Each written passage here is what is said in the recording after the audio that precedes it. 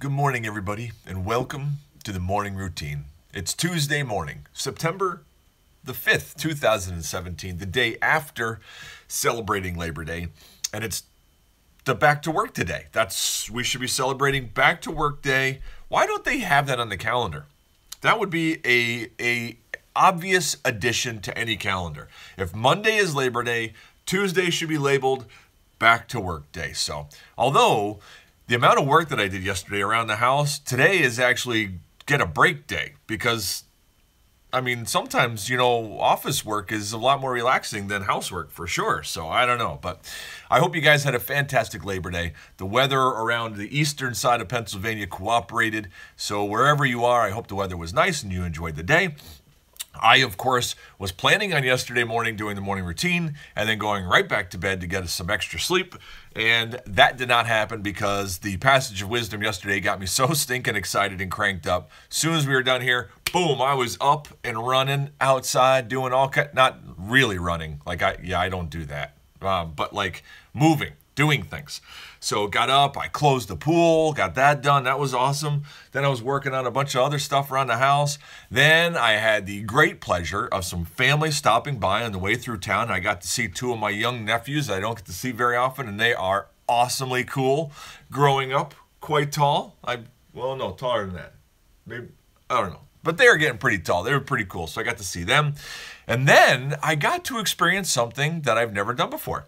I needed some things from Home Depot that would not fit into my car for my project that I'm working on here at the house. And so I rented the Home Depot truck. You know that truck that sits outside there and it says, rent it for $19.99 or whatever? So I went down, and first you can't reserve it. So you have to call, and I had to place my order in. How do they tell me to do it? So this is a little tutorial because I learned all this by going there and asking questions. First, you place your order online. That's the best way to do it, because if you place your order online, then they collect your order and they stage it and it's ready. Then you can't reserve the truck. So what you have to do is you have to call and say, hey, is the truck available? If they say no, you say, okay, and you call back in an hour. Is the truck available? When the truck is available, then they'll hold it for you for 15 to 20 minutes if you can get down there. So I called down, they had the truck. I went down, we loaded up my load, I came back, dropped it off, unloaded, took the truck back. The truck was a great truck. It wasn't one of those old rickety U-Haul things. Not that U-Hauls are rickety anymore, but way back in the day, you got a U-Haul, man, that hood was shaking like this when you're driving down the road. You didn't know if you were going to make your destination. Anyways, it was a nice truck. I got my stuff, took it back.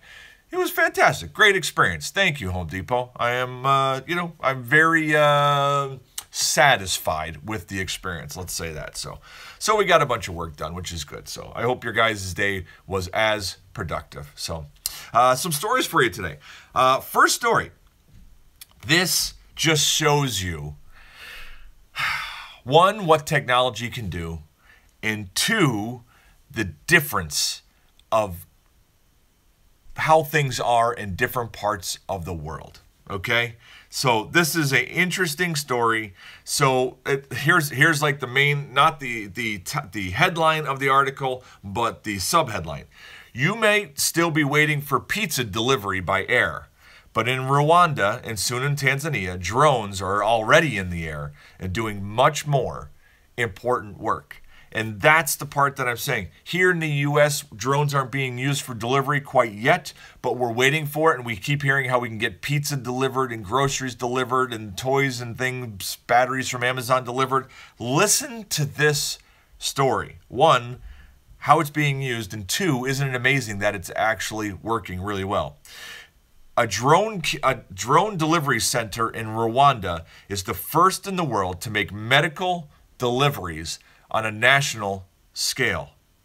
Here's a story. A hospital needed blood for a 24-year-old woman who had just given birth by cesarean section.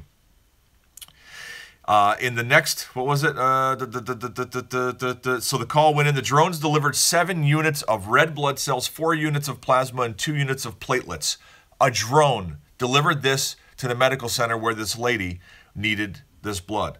Zipline is the name of the company. Zipline launched its network in Rwanda in October 2016, so less than a year ago. It has made since then 1,400 commercial deliveries of 2,600 units of blood. 25% of the time, those are emergency, life-saving deliveries. Isn't that amazing? A small autonomous plane called Zip was developed to fly through any type of weather. 2 days ago, they were flying through a hurricane, they said in the article. When a doctor or nurse at a clinic or hospital requests blood via text message or a call, the order is packed on the drone, which flies at 62 miles an hour. It can carry a little over a 3-pound cargo. The delivery is dropped gently by a parachute outside the health center, and the health workers get a text message notification to go outside and pick it up. In Rwanda, the company's 15 drones can make 200 deliveries in a day, serving 12 clinics. In Tanzania, which has a land roughly 35 times larger than Rwanda, drones will make as many as 2,000 flights a day from 4 distribution centers serving more than 1,000 health centers and 10 million people. Isn't that awesome that they can do that? I mean, this is amazing, the technology that's out there and being used today. And yes, we are still waiting to get pizza delivered by drone, which I wonder if that's how they're going to do it, is drop it with a little parachute in front of the house, right? Which means if you hear a drone, run and follow it, and when they drop that thing, be the first one to grab it out of the sky, and you got free pizza, baby. Yep. All right, next story. Another interesting one. So you know how much on the news these days, well, ever since our president was elected, it's been a topic of immigrants and immigration and things like that, right? Refugees and whether we should or should not and all that stuff. This was a great, sometimes seeing things changes everything instead of hearing things. Refugees and immigrants have drawn deep divisions among citizens and politicians worldwide recently. A wide range of companies like Airbnb, Starbucks, TCAT have issued supportive campaigns and policies. And now, one of Germany's biggest supermarket corporations, Edeka, something like that, has something to say or pull. This is what they did. Listen to this. This is fascinating. A chain in Hamburg, Germany, recently yanked all foreign food items from its shelf for a day. In place of Spanish tomatoes, French cheeses, Greek olives, etc., were signs with messages reading, "Without diversity, this shelf is rather boring." Or, "Our selection knows borders today." And it was a great word picture, if you isolate yourself from the world, what you would actually have in your regular stores and how much of your day-to-day stuff is outside your borders. So pretty fascinating, great word picture. I can't even imagine walking to a grocery store if they eliminated everything that was from a foreign country. It would look quite amazing. So last one, here we go. 7 skills is the title of this article. 7 skills managers will need in 2025. So in 8 years, 7 skills managers will need. I'm reading this thing, and these are 7 skills that managers need today. But by 2025, I can only imagine. As you plan your management career years from now, here are the skills you'll need to succeed. Teams are becoming more disparate, and globalization has added new collaboration challenges.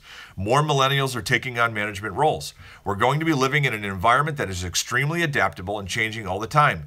Managers are going to need new skills too.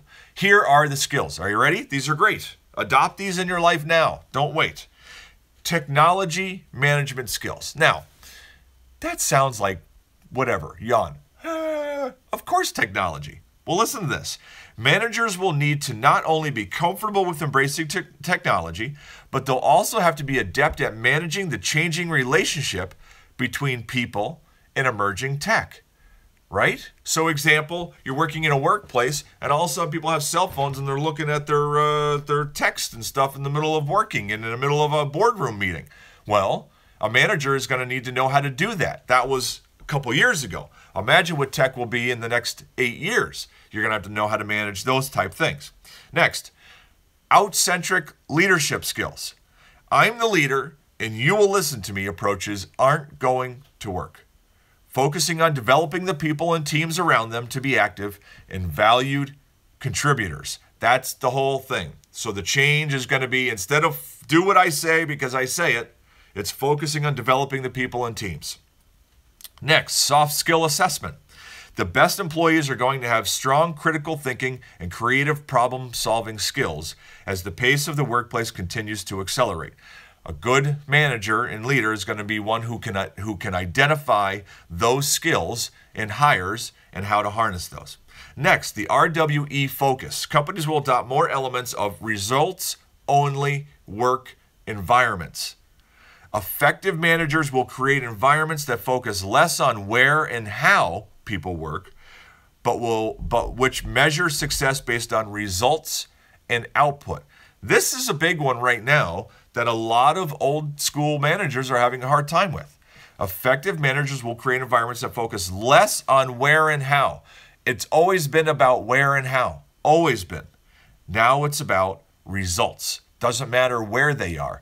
Remember, we keep covering how fast the 1099 economy is growing, where you hire subcontractors or your team that is hired, and W2 people are spread all over the place, all over the country, because why be limited to your resource, your human resource pool that's right in the little town that you're in when the world is at your fingertips of skilled and motivated people? Next, tension-tolerant collaboration. Being able to lead collaborative teams with the appropriate level of tension and constructive debate that will lead to innovative ideas and timely results. Last one, actually there's two more. Transparency. Okay, they have to protect the company, but we have to grow our employees and serve them. For disparate teams to work, they need managers they can trust, even when they can't be face-to-face. So this is a whole thing of being transparent so people know that they're part of a team and that you care about the people and not just the company. Last is emotional intelligence, which we've talked about many times, and you need that every day of your life. People with high EQ tend to have greater empathy, allowing managers to gain greater perspective and evaluate what isn't working within their teams because they can see the situation from others' point of view. And those are the 7 tips, skills managers will need. There is a link to that article in the show links, as always, so you can read that in more thorough instead of me just skimming the top for you. But let's move on, guys. Let's see what's trending today. The top 10 most searched things yesterday on Labor Day were, number 1, Kate Middleton. Kate Middleton. Number 2, Edward Khil. Khil is his last name. Number 3, Beyonce. Number 4, Tennessee football. Number 5, Chick-fil-A. Number 6, Maria Sharapova. Number 7, Roger Federer. Number 8, Twin Peaks. Number 9, Happy Labor Day. Labor Day showed up in the number 9 spot on Labor Day. How you like that one? Number 10, Coco Vandeweghe. So 3 of those were tennis, 1 football, 1 Duchess, and some other stuff that mixed in there. So that's what's going on. Let's check out our trending news this morning. Top of the list of the trending news today. Tennessee versus Georgia State. Tennessee guesses right on final 2-point attempt. Topples Georgia Tech. That is the top of the trending news. How you like that? Next, we have University of Utah Hospital. Utah Hospital to cops, stay away from our nurses. You've seen the story about the nurse who they drug out of there because she wouldn't do any illegal blood test on somebody who was involved in an accident.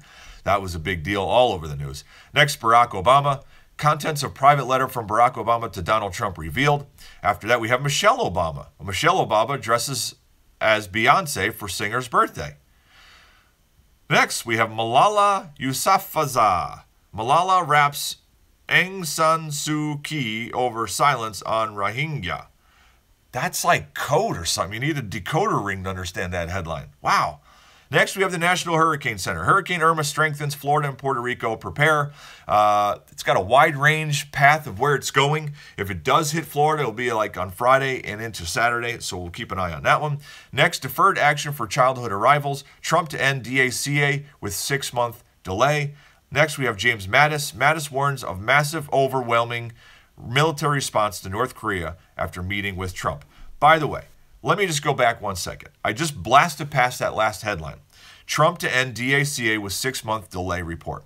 The DACA has to do, it's a deferred action for childhood arrivals, and I don't mean to just blast past it because I know a lot of families are affected by that, and my heart goes out to you. That is, I didn't know what it was. A great friend of mine sent me a link from the morning routine last week.